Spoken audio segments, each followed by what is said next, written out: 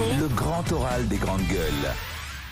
Frédéric Mitterrand, écrivain, réalisateur, ancien ministre de la Culture 2009-2012. Bonjour. Bonjour. Merci d'être avec nous. Napoléon III, Victor Hugo, le duel XO édition. On va y venir dans un instant, mais l'affaire Matzneff. Ah, oui. nous y voilà.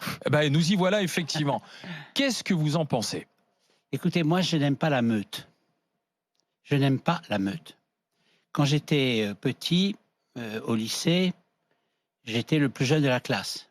Mes parents considéraient que, comme beaucoup de gens d'ailleurs de leur milieu, considéraient qu'on n'était jamais assez en avance. Donc j'étais le plus petit. Donc j'avais aussi la voix que j'ai maintenant, qui fait rire quelquefois et qui à l'époque faisait rire. Donc j'étais plus faible. Mais comme j'avais un caractère assez original déjà, disons, j'étais l'objet de beaucoup de vexations, de harcèlement, on dirait maintenant. Et depuis ce temps-là, mon frère venait de temps en temps me défendre. Je me défendais bien d'ailleurs, mais depuis ce temps-là, j'ai l'horreur de la meute. Or la meute, je la vois là, en l'occurrence, contre un écrivain que je ne lis pas, contre une pédophile. Oui, en l'occurrence, oui, il y a un prétexte, il y a une bonne raison. Oui. Enfin, il y a une raison en tout cas. Mettons une bonne raison. Mais je me méfie des phénomènes de meute. Je suis passé sur le périphérique il y a quelques jours. Phénomène de meute qui est parti d'un livre quand même, un consentement de Vanessa Springora. Que j'ai pas lu. Voilà. Alors, j'ai pas lu. Raconte l'emprise. Oui, mais moi j'ai et on redécouvre le pédophile Gabriel Matzneff. On le redécouvre pas. Pour certains. Oui, on l'a vu à de multiples reprises. Il ne s'en est jamais caché. C'est terrible. Oui, c'est terrible. Oui, je suis d'accord. Je suis d'accord. Mais je n'ai pas lu le livre. Et vous ne voulez pas condamner Matzneff. Et les phénomènes de meute, moi, me gênent. Voilà. Alors après, j'ai vraiment pas envie d'en parler. Mais je comprends, je trouve ça très, très... je trouve tout est pénible dans cette histoire.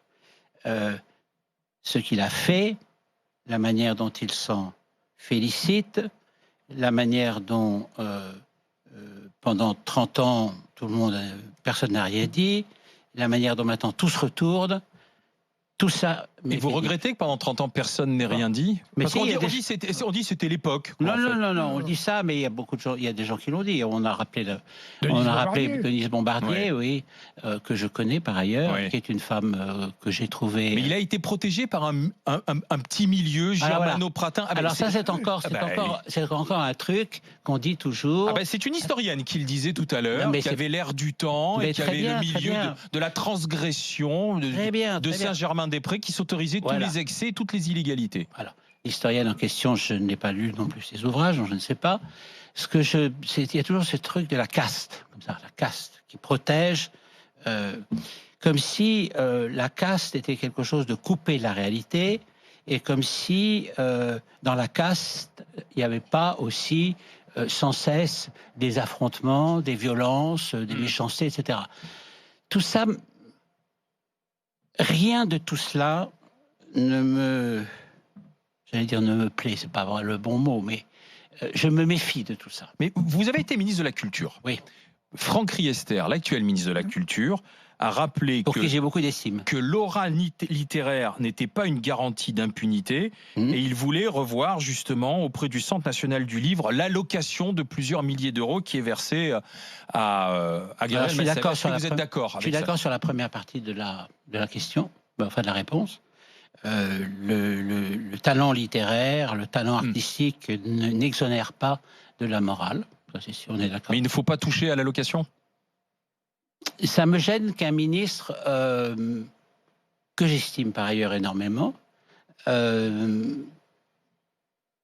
soit là, lui aussi, en train soit dans cette direction-là. Ça me gêne. Moi, je l'aurais pas dit, j'aurais rien dit. J'aurais dit la première partie de la phrase, le reste, je le laisse aux instances du ministère qui s'occupent de ce genre de choses.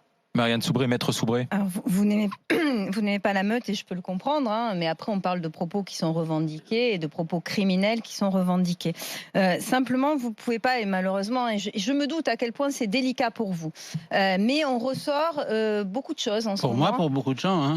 On ressort beaucoup de choses en ce moment. Pour Daniel Cohn-Bendit, qui a tenu des propos assez ignobles d'ailleurs, ça sur des petites filles, qu'il aimait bien se faire déshabiller par des petites filles. Mais vous-même, vous aviez été victime d'une polémique au moment où vous avez écrit votre livre Mauvaise Déjà, Vie. le mot victime, j'aime pas beaucoup. J'ai été l'objet. Vous avez été l'objet, voilà. Vous avez été l'objet d'une polémique. Je ne me sens pas une victime. Oui, oui, non, mais mais à la limite, je préfère que vous en reparliez et puis après, quitte à ce que la Vous avez été accusé puisque vous parliez de jeunes gens. Vous aviez été accusé à l'époque de pédocriminalité. Dans votre livre, vous disiez que vous aviez une attirance pour les jeunes gens et ça avait été interprété. Oui, mais enfin, dans ce sens-là. Donc, je vous pose la question, puisque que ce soit clair. C'est-à-dire, quand vous dites « je n'aime pas la meute », vous ne dites pas « moi aussi, je comprends ces émois pour les jeunes gens, etc. » Enfin, je voudrais que clairement vous... Qu'est-ce que vous essayez de me faire dire, là ?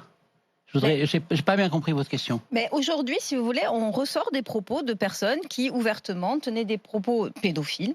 Mais moi, je n'ai jamais tenu de propos pédophiles. Jamais. Je m'en suis suffisamment expliqué à la télévision un soir d'un journal.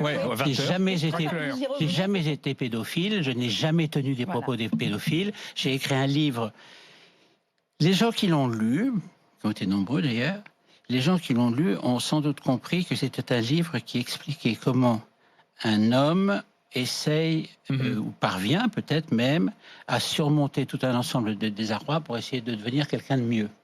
J'ai d'ailleurs repris ce thème il y a 2 ans dans un autre livre que j'aime beaucoup, qui s'appelle « Mes regrets sont des remords », où j'explique que justement toute vie est, pour moi, à mon sens, une tentative pour essayer d'être meilleur. Bon, peut-être que c'est parce que j'ai un vieux fond catholique qui reste, bien que je ne sois agnostique, mais en tout cas, oui, j'essaie de tout raconter ça. J'essaie de raconter que toute vie est un progrès. Que toute vie est un progrès.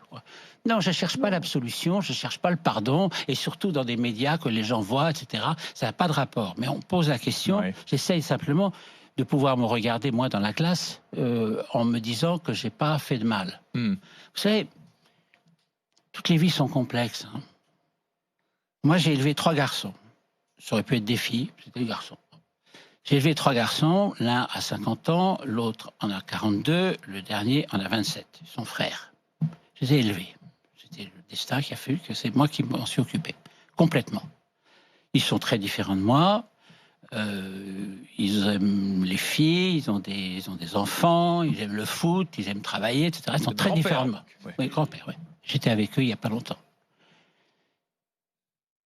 Les 3 mêmes. Les 3 mêmes, ils ne m'ont jamais quitté. Et je sais qu'ils ne me quitteront jamais. Donc ça veut dire que, ayant la sentimentalité ou la sexualité que j'ai, dont je les ai d'ailleurs toujours protégés, j'ai toujours veillé à ce que ce soit 2 choses différentes, à ce qu'ils ne soient pas impliqués. Je ne leur ai non plus jamais menti.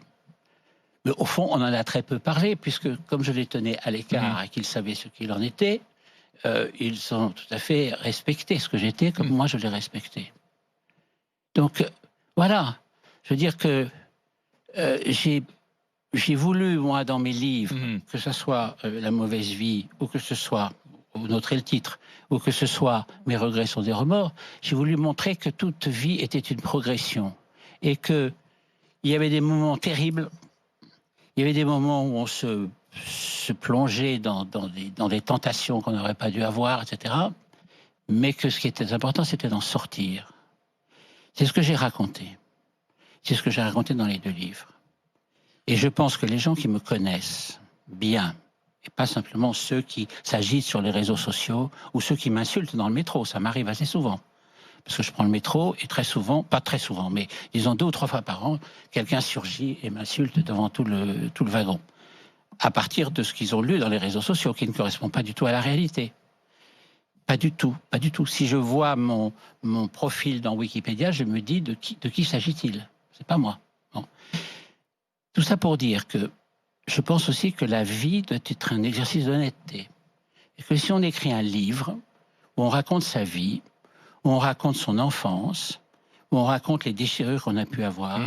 On doit aussi raconter les moments où on se sent moins fier de ce qu'on a fait et moins fier de ce qu'on a été. Et c'est ce que Parce qu'à partir du moment où on peut le raconter, on est aussi capable de le dépasser. Ah ben venons-en justement maintenant au nouveau livre. Voilà une réponse. Avec Napoléon III et Victor Hugo, le duel, bataille d'esprit, bataille de destin, de deux hommes qui se sont tant aimés, qui se sont suivis, et qui finalement se sont retrouvés adversaires. Oui, c'est ce qu'on nous nous apprend pas à l'école, parce qu'à l'école on nous dit il y a Victor Hugo, le père de la République, et Napoléon, le vaurien. Hein, et en vérité, c'est beaucoup plus subtil. D'abord, ils ont essayé de se séduire. D'abord, ils se connaissaient bien, ce qu'on ne nous raconte pas à l'école. Et puis, ils ont essayé de se séduire. Et puis, il y a dans ce livre, pour moi, vous voyez, moi je parle toujours de moi en fait. Mais d'ailleurs, je pense que tous les écrivains parlent d'eux-mêmes. Hein. Et là, d'une certaine manière, je parle de moi. C'est-à-dire, je parle de la fascination. Je ne me compare pas à Victor Hugo, qui était un génie. Mais la fascination que certains artistes ou certains écrivains peuvent avoir pour le pouvoir. Fascination qui a... il accompagne Napoléon vers le pouvoir. Il l'accompagne, il le pousse même. Il le pousse même. Le livre commence par le... Il se fait trahir, il se fait utiliser par Napoléon, qui est un politicien. Napoléon III, qui est le futur Napoléon III, qui est un politicien assez cynique. Donc il l'utilise, et puis après il le jette. Alors forcément, l'autre est mécontent. Ça peut se comprendre.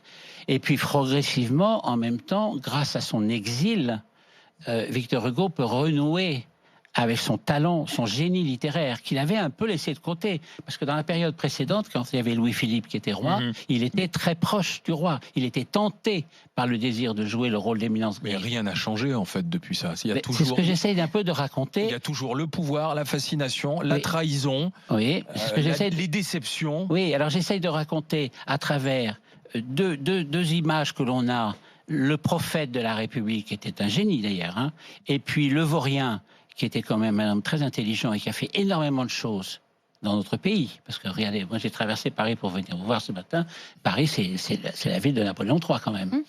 Et quand vous allez dans beaucoup d'autres villes européennes, vous voyez ce schéma qui a été appliqué. Je voulais, à partir de ces deux archétypes, montrer que les choses n'ont pas changé et que les choses ne sont jamais aussi simples qu'on le dit. C'est pour ça d'ailleurs que j'ai mis en exergue, en première page, une page que je trouve très belle de François Mitterrand sur l'idée du pouvoir. Vous êtes choqué parce que je dis non, c'est excellent. Ah ben dès qu'on cite François Mitterrand, si vous voulez, Jacques Maillot, il est... Une petite larme dans le coin de l'œil. De François Mitterrand, le coup d'État permanent. Magnifiquement il ne s'est pas réconcilié avec le général de Gaulle. Voilà. Et c'est une erreur de la part de votre oncle. Alors, on est d'accord, on est absolument d'accord là-dessus. C'est d'ailleurs, le livre vient aussi d'un regret. Moi, j'ai une capacité au regret, au repentir qui est importante. C'est une chose que j'ai toujours regrettée. François Mitterrand a combattu le général de Gaulle. Et il s'est grandi en le combattant, car on se grandit toujours en attaquant quelqu'un de plus fort ou de plus grand. Il n'a pas attaqué Edgar Faure ou Chaban-Delmas, qui étaient des gens pourtant remarquables. Il a attaqué celui qui était tout en haut. Bon. Il s'est grandi comme ça, il est devenu son seul adversaire. Mais par ailleurs, à partir du moment où il a hérité de ces institutions et où il s'est enveloppé dedans et il en a profité à plein, il en a profité à plein, il n'a plus rien dit contre les institutions. À partir de ce moment-là, il aurait pu faire sa paix avec le général de Gaulle. Il ne l'a pas fait. Didier Giraud, moi, ce que j'ai toi qui adore l'histoire. Ouais, c'est ce que j'ai aimé, c'est cette partie qu'on n'apprend pas à l'école, là où Victor Hugo accompagne Napoléon III vers le pouvoir. Et ce que je comprends pas au fond. C'était quoi sa vraie motivation? C'était juste la soif du pouvoir? Non. Parce qu'il avait une certaine forme d'aura avant. Alors, on en revient presque à la première question.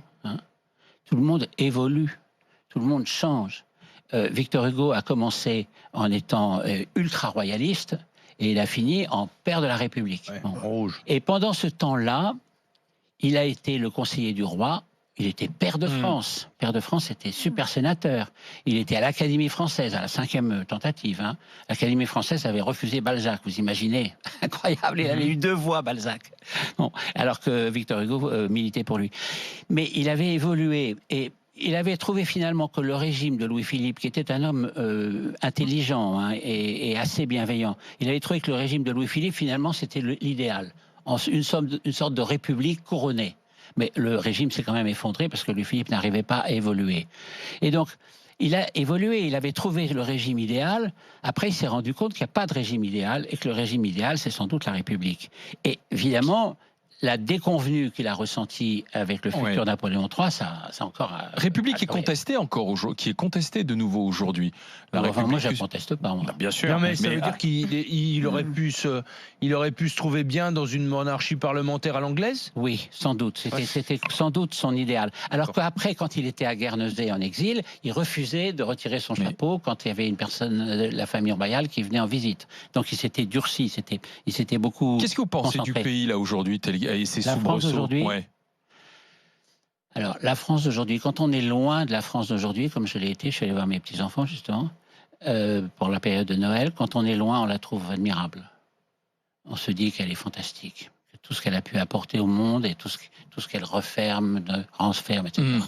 Et quand on y est, eh bien, on a les pieds dedans. On est surpris de cette atmosphère de tristesse et de malheur et de cette hargne, de ces incivilités. Hier, je traverse la rue, il y a un type en camion qui me fonce dessus, je me mets derrière, il me traite de connard, je me dis, mais de quel droit, pourquoi, etc. J'ai rien fait de mal. Je suis très frappé par ça, par cette mauvaise humeur générale, par ces incivilités, par ces... La faute à Macron? La faute de Macron? Non, la faute... Vous savez, la France, c'est un pays absolument admirable et merveilleux où il y a quand même, malgré tout, dans son inconscient culturel, il y a la terreur. Il y a eu la Saint-Barthélemy, il y a eu la terreur. Pourquoi est-ce que d'ailleurs la République a mis tant de temps à s'implanter au XIXe siècle?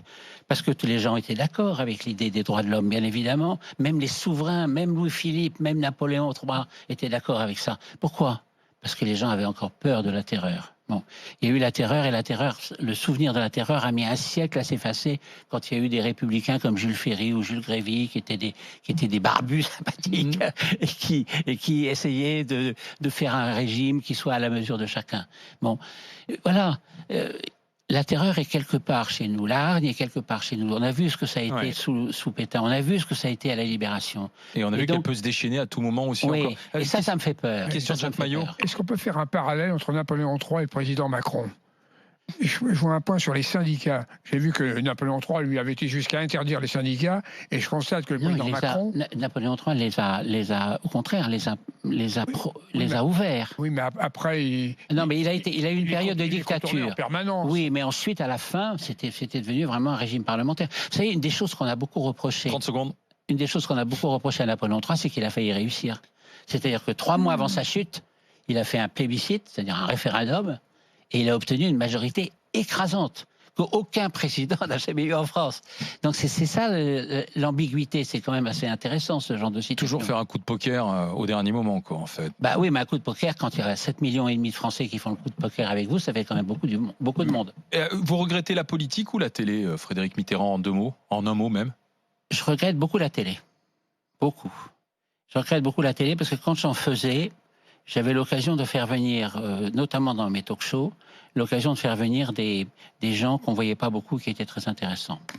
Et je pense que c'est d'ailleurs pour ça que ça marchait assez bien.